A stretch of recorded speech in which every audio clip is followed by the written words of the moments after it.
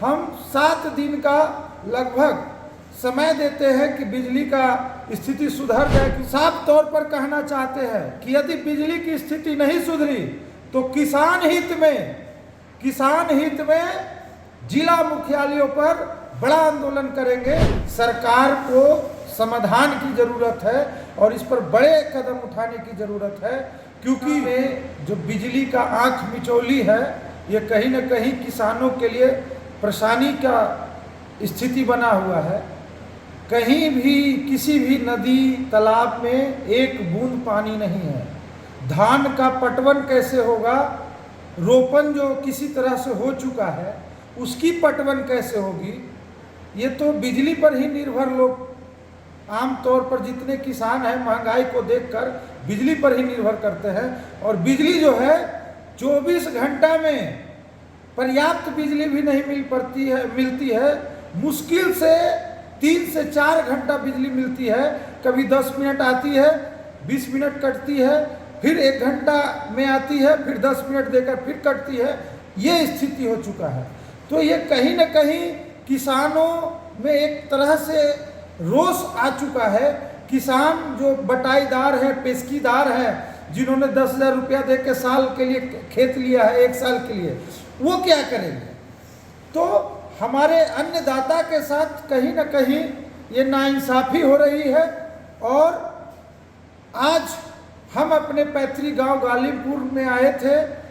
ये प्रखंड कराय पसराय प्रखंड में गालिबपुर पड़ता है हमारा गांव। यहाँ पर विभिन्न प्रखंडों से हमसे मिलने के लिए विभिन्न प्रखंडों से जो हमारे पार्टी के साथी हैं वो आए थे और उन्होंने किसानों की जो समस्या रखी, ये कहीं न कहीं सरकार को समाधान की ज़रूरत है और इस पर बड़े कदम उठाने की ज़रूरत है।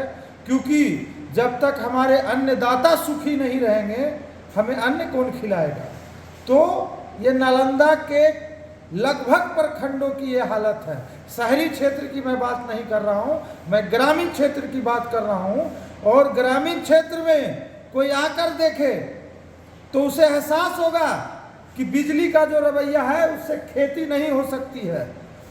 तो हम साफ तौर पर कहना चाहते हैं कि यदि बिजली की स्थिति नहीं सुधरी तो किसान हित में जिला मुख्यालयों पर बड़ा आंदोलन करेंगे।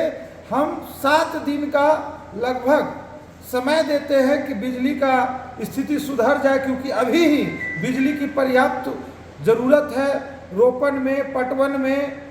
तो अभी कहीं ना कहीं बिजली की ज़रूरत है। इसे सरकार समझे और इस समस्या को समाधान करे ताकि हमारे अन्नदाता पर्याप्त रूप में अन्न को उपजाए, जिससे हमारा नालंदा बिहार सब हरा भरा रहे। ये लो मुंह मीठा करो, आज मैंने अपना जॉब छोड़ दिया। अब हम पूर्णिया वापस जाएंगे। जॉब छोड़ दिया है? मतलब ये घर कैसे चलेगा, हम करेंगे क्या और माँ बाबूजी क्या बोलेंगे? इसलिए मैं एक और मिठाई का डब्बा लाया। अपने बिजनेस के लिए लोन अप्रूव हो गया।